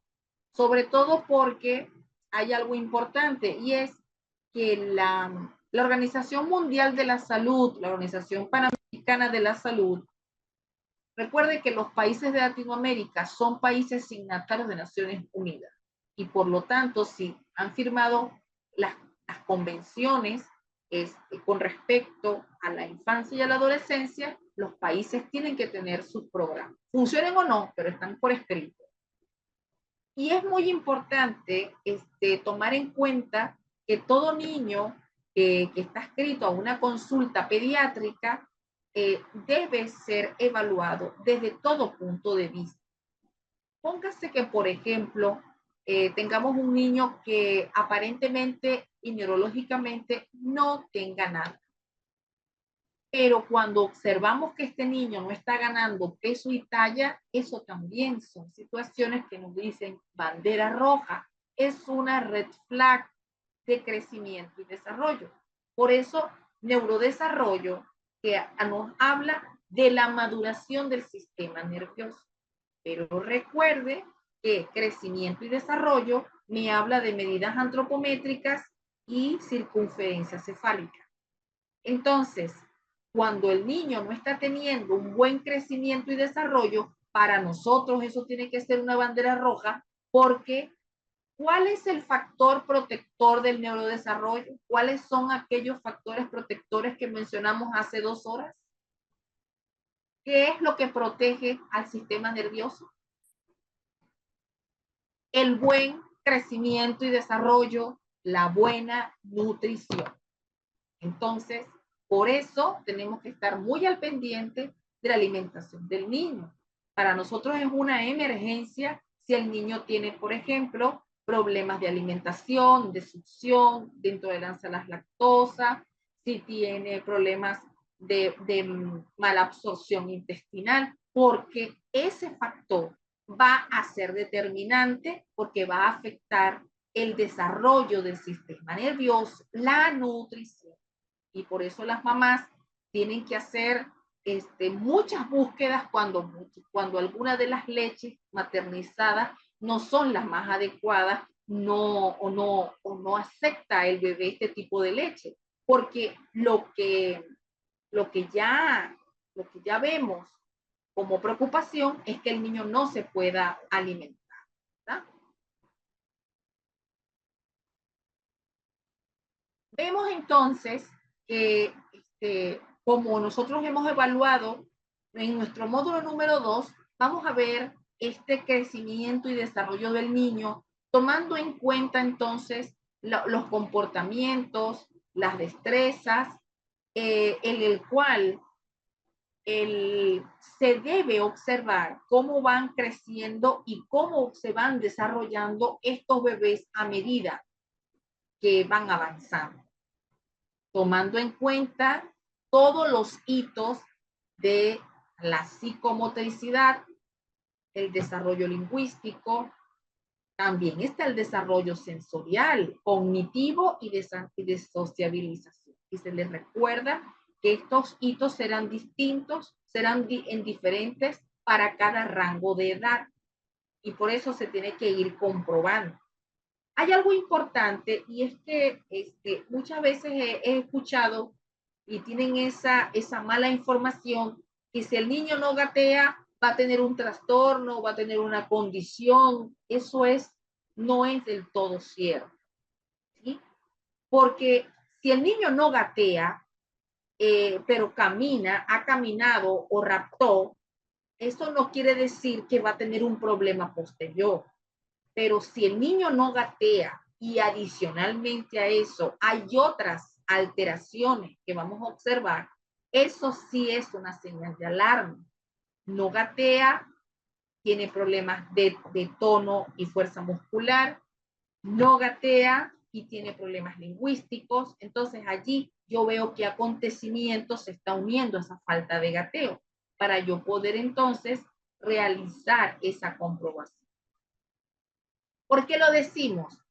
Porque en este desarrollo del niño, donde estamos iniciando nuestro módulo 2, es importante establecer que el desarrollo psicomotriz se evalúa los 2 primeros años de vida, porque es la parte psicomotriz, porque a esta edad se espera que alcance todo el desarrollo esperado para la motricidad gruesa y la motricidad fina, porque lo demás será maduración. Entonces, aquí vemos que el desarrollo psicomotriz tendrá una secuencia y ritmo variable en los niños y que esto representará la maduración del sistema nervioso. ¿Qué tenemos que tener en cuenta en el desarrollo psicomotor en esta unidad número 2? Primero, que las habilidades motoras, manipulativas, comunicativas y sociales le van a permitir al niño, primero, tener una independencia y una adaptación al medio, pero progresivo, porque estos son situaciones progresivas. No es que ya nací, ya caminé, ya nací, ya me siento. Es progresiva. Por eso nosotros tenemos que respetar las etapas. Si el niño tiene 6 meses, no lo puede colocar a caminar. Si el niño tiene 6 meses, lo importante es que se siente, que se arrastre, que haga el arrastre. Lo importante es que inicie el gateo y no colocarlo de pie porque su sistema osteomuscular no está preparado para soportar el peso del cuerpo todavía. Entonces esto tiene que ser secuencial y progresivo. Otra característica del desarrollo psicomotriz que es muy importante tenerla en cuenta y es que es de arriba hacia abajo, lo que llamamos céfalo-caudal. Por eso te dicen, primero levantas la cabeza y de último caminas, porque es de arriba hacia abajo. Y esta secuencia es la misma en todos los niños. No es que un niño va a comenzar en medio u otro arriba, no. Es en todos los niños. No es diferente. Es una secuencia de arriba hacia abajo. Por eso les estamos explicando de que al niño no se le puede obligar a hacer lo que para su edad su cuerpo no está preparado. Nada de cochecitos, nada de andaderas, porque yo he visto niños de 6 meses que andan en andadera. Y digo, ¿por qué tiene que estar en andadera? ¿Quién le dijo a la madre que la andadera es para un niño de 6? No, que para que comience a caminar. No, señora, yo necesito que el niño se arrastre. Yo necesito que el niño gatee. El niño tiene que explorar. Una andadera no me permite que él explore. Y segundo, me va a lesionar el pie o ambos pies, porque él no está preparado para la bipedestación. Eso tiene muy importante. Y luego vendría la otra ley, porque son dos leyes, la ley cefalocaudal y la ley centro a la periferia, en donde donde el crecimiento, el desarrollo psicomotriz se hace de arriba hacia abajo y la expansión de mi cuerpo se hace del centro a la periferia. Otra característica del desarrollo psicomotriz es, como lo recordarán que lo vimos ayer, recuerde que en el primer mes, ¿cuáles son los reflejos que tenemos? ¿Cómo se llaman los reflejos del neonato? Vamos a ver si se acuerdan.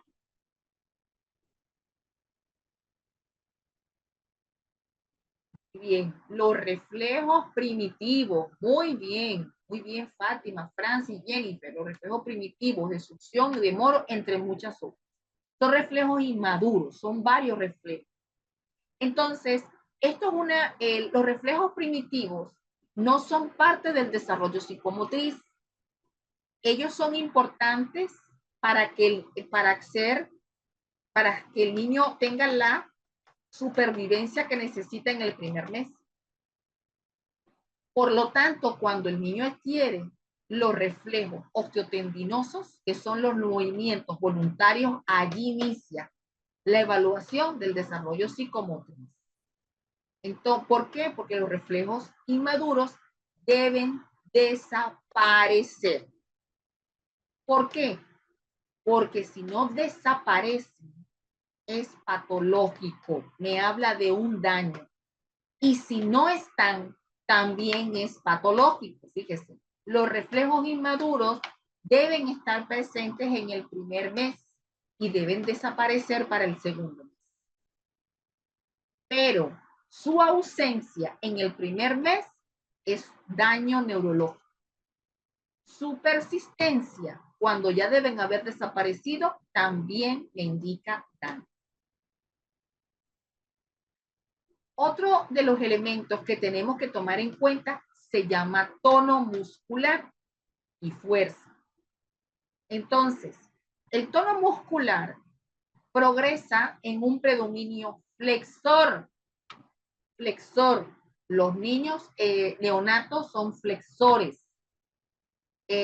Por eso ven que ellos están con sus piernitas flexionadas, manos flexionadas y puños cerrados. ¿Ok? Y luego del primer mes se va a un equilibrio flexo-extensor. ¿Por qué?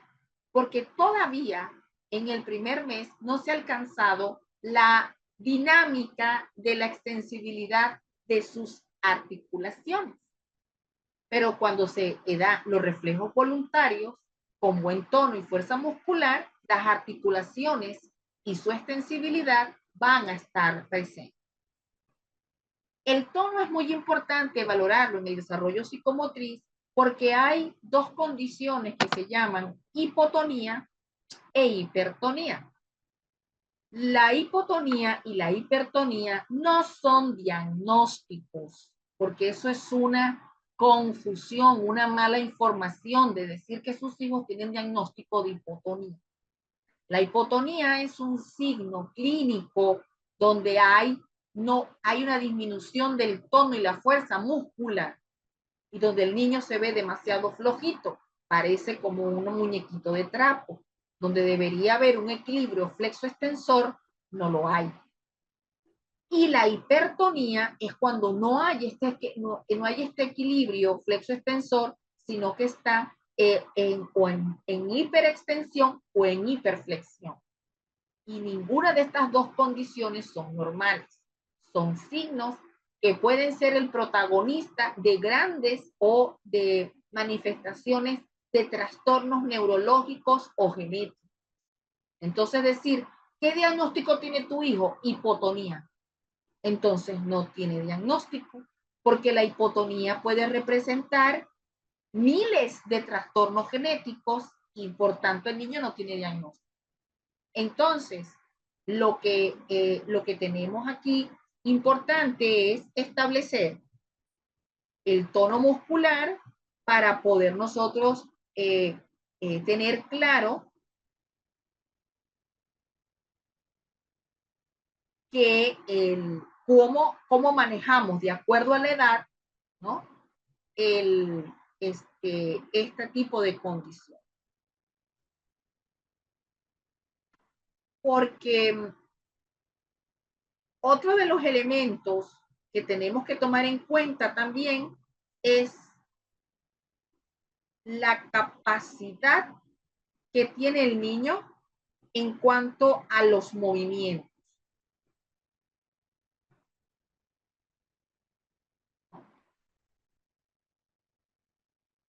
Sobre todo en cuanto a lo que es el tono y lo que es la fuerza. Entonces, vemos, por ejemplo, que la espasticidad es un trastorno neurológico que es causado por un aumento incontrolado del tono muscular. Eso le da al niño rigidez, le da tensión, le da reflejos osteotendinosos exagerados y la dificultad para mover las articulaciones, ¿no? Se debe, y muchas veces, a una lesión o una alteración en el sistema nervioso, que puede causar alteraciones cerebrales o que puede ser causa de una lesión en la médula espinal, ¿verdad? Entonces, características, el tono muscular que está aumentado, los músculos están muy tensos, muy rígidos, que se resisten al estiramiento, entonces la hipotonía será al contrario. Porque cuando inclusive valoramos el tono muscular, nosotros tenemos que ver cómo está el reflejo, porque los reflejos osteotendinosos pueden estar también alterados, no solamente el tono, ¿no? Y los espasmos no es hipertonía, porque los espasmos son contracciones involuntarias. Entonces son elementos en los cuales nosotros tenemos que tomar en cuenta para evaluar. Y por supuesto, la musculatura o lo que sería el desarrollo psicomotriz se va diferenciando progresivamente. Vemos entonces cómo las respuestas se van haciendo más precisas a nivel de la motricidad. Y eso pues es un aspecto súper importante. ¿Qué otro aspecto, además del desarrollo psicomotriz en el crecimiento del niño, nosotros tenemos que tomar en cuenta? El desarrollo sensorial. Lo que llamamos el sistema sensorial en el niño que le va a permitir recibir información del entorno, recibirla, modularla, interpretarla y tener una respuesta adaptativa a ese entorno, donde ciertamente este desarrollo sensorial también irá de la mano con la maduración del sistema nervioso. Y es donde el niño va a aprender del entorno, por lo tanto, importante, esencial, es el desarrollo sensorial. Porque así yo voy a aprender de mi entorno los colores, la forma, el sabor, los sonidos, las sensaciones de mi propio cuerpo, la posición de mi cuerpo. Y así yo voy a ir incrementando mi capacidad sensorial para yo poder aprender. Por eso se habla de que los niños necesitan que el aprendizaje es por experimentación, por experiencia. La integración sensorial es una función del sistema nervioso. Un niño con un buen desarrollo sensorial y con buenas etapas de la integración sensorial estará en capacidad de poder aprender, socializar, de poder tener mayor seguridad de su cuerpo, mayor seguridad de sí mismo, mejor autoestima, conductas, porque la alteración en este desarrollo sensorial tendrá entonces niños con conductas disruptivas, con problemas de sociabilización, entre muchas otras barreras que ellos tienen. Tenemos entonces que este desarrollo sensorial va desde la etapa prenatal.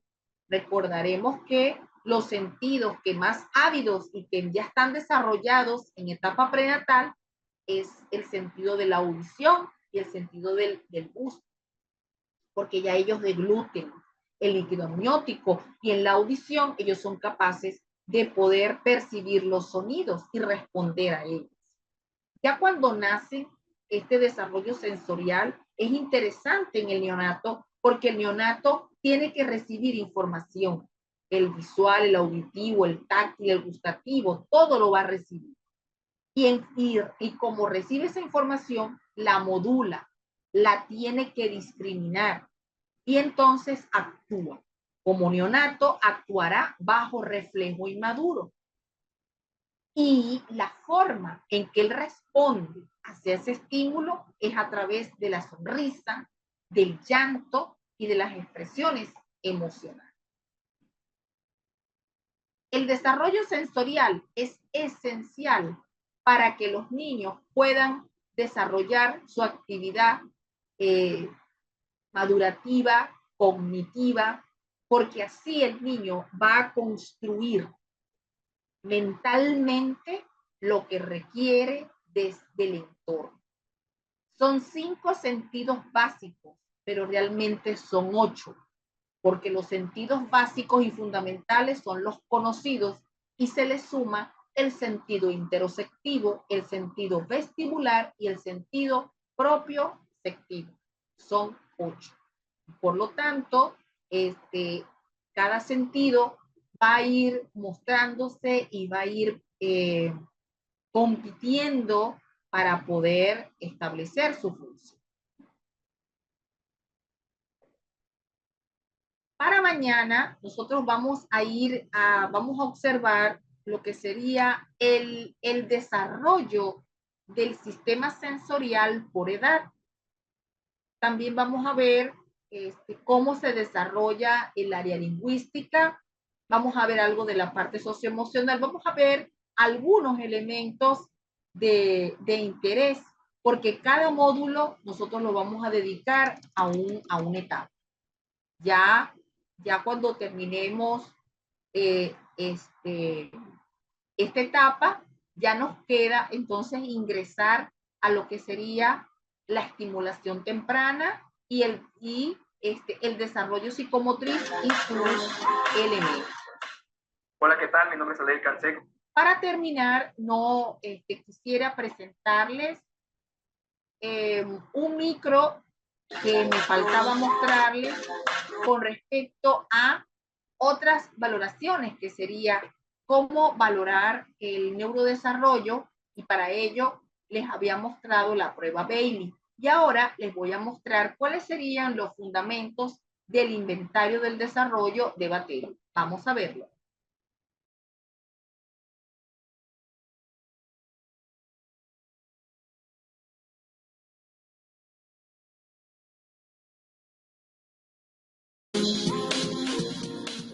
Hola, ¿qué tal? Mi nombre es Aleil Canseco, espero que se encuentren muy bien. El día de hoy vamos a trabajar con el inventario del desarrollo de Battelle, en especial con la prueba de screening. Vamos a trabajar con los objetivos, premisas básicas, rango de edad y también con las áreas del desarrollo. Los objetivos son identificar los retrasos del desarrollo que se encuentra el niño, puntos fuertes, puntos débiles de estas áreas del desarrollo, ya sean niños con discapacidad o sin discapacidad, trabajar y también evaluar o crear planes de estudios con un niño, grupos pequeños o clases completas. ¿A qué se refiere con evaluar los planes de estudio? Que pues nos puede ayudar a identificar las áreas del desarrollo que creamos con ese plan de estudio para saber si estamos haciendo lo correcto. Las premisas básicas de la prueba, obviamente evaluar las habilidades fundamentales del desarrollo, entender que los procedimientos de la aplicación nos va a dar un resultado muy objetivo, la prueba completa como tal, pero también la prueba screening con 96 ítems nos da un resultado muy eficaz. Esto nos puede ayudar a planificar a corto o también a largo plazo. Tener en cuenta que la prueba completa consta de 341 ítems. Es importante considerar que vamos a evaluar o identificar puntos fuertes y puntos débiles del desarrollo. Con esto mismo, no solamente podemos aplicar la prueba, sino también con la observación y la entrevista a padres nos va a ayudar a definir un mejor área del desarrollo.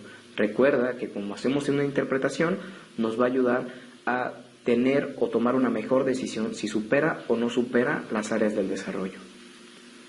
Los rangos de edad es de nacimiento a 8 años y de 0 a 95 meses. Realmente es lo mismo, solamente que se puede identificar o podemos interpretarlo en edad equivalente por meses.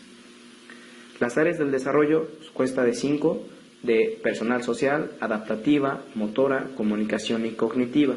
En la parte personal social trabajamos la interacción que tiene el niño con el adulto, la expresión de sus sentimientos, el autoconcepto, interacción con compañeros, colaboración y también con el rol social. En la parte adaptativa trabajamos con la atención, la comida, su ropa, responsabilidades personales, ya sea en casa como actividades domésticas, limpiar, barrer, y también con su propio aseo. En la parte motora trabajamos con 2 ítems importantes, la motricidad fina y motricidad gruesa. ¿A qué se refiere con esto? Pues control muscular, coordinaciones musculares, locomoción, motricidad fina y también la motricidad perceptiva.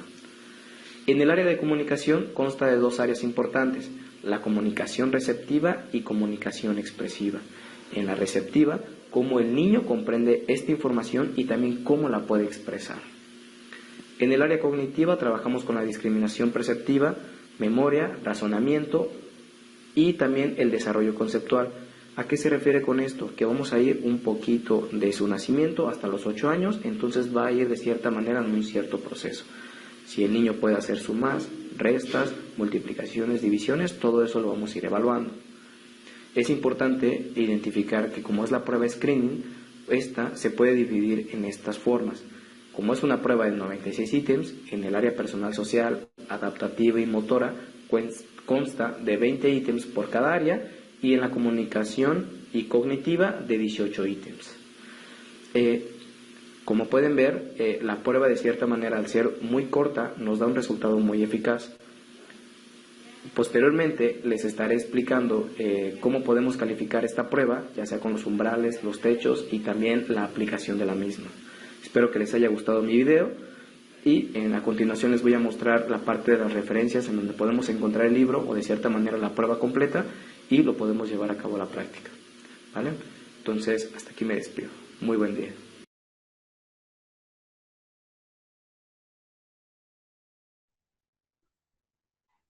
Bien, terminamos entonces lo que sería esta parte. A ver, Keilita, que vi un mensaje de ti. Claro, mijita. El sábado con mucho gusto puedes presentar. El sábado es el día en que vamos a atender los casos que quieran, los casos clínicos que quieran presentar, con mucho gusto. Claro que sí. Ya pues el viernes nos recordamos eso, con mucho gusto. Bueno, mañana nos vamos a ver a las 6:30 de la tarde, hora Colombia. Les recordamos que la licenciada Lina Coronado es la encargada de enviarle las grabaciones que se dan de 24 a 48 horas. Ella es la encargada de informarles cómo pueden adquirir sus certificados y llevarse los materiales de estudio. Y el sábado, pues ya el viernes se lo recordamos. El sábado pues tenemos la discusión de caso clínico, que es para que ustedes puedan presentar sus experiencias para que tengamos este intercambio. Lina Coronado es la asesora comercial. Lina es la que brinda la información con respecto a link, a grupos WhatsApp, a grabaciones, a información sobre certificados, así como de los materiales académicos que utilizamos. ¿Vale? Yo no tengo ese tipo de información, yo no lo manejo, yo no llevo, yo no comparto, yo no manejo los grupos, sino con mucho gusto los apoyo, pero esa no es mi responsabilidad. La responsabilidad es de Lina. Mi responsabilidad es quedarme aquí cada noche con ustedes para poder actualizar sus valiosos conocimientos y tengan ustedes amplitud en su campo profesional. Así que para cualquier inquietud, Lina Coronado es nuestro enlace para que puedan contactarla y llevarse entonces la información que requieren. Para ello, pues se les recuerda que allí tienen el teléfono, los teléfonos contacto, por favor guárdenlos. Estamos en una campaña de preventiva para que sepan pues que nosotros no llamamos a nadie que no sean de los teléfonos autorizados que están allí. Ahí están, asesores autorizados para contactar. Guárdenlo. Así nunca vayan a utilizar el número, pero guárdenlo para que no sean víctimas de los delincuentes que tenemos aquí, porque hasta ellos también vienen a nuestras clases, a ver qué estamos dando, a ver de qué estoy platicando para que ellos puedan engañarte al día siguiente. Muy bien, mañana nos vemos. Mañana entonces seguimos con la evolución del desarrollo sensorial de los niños, porque ya estamos en el módulo número 2. Cuídense mucho y hasta mañana.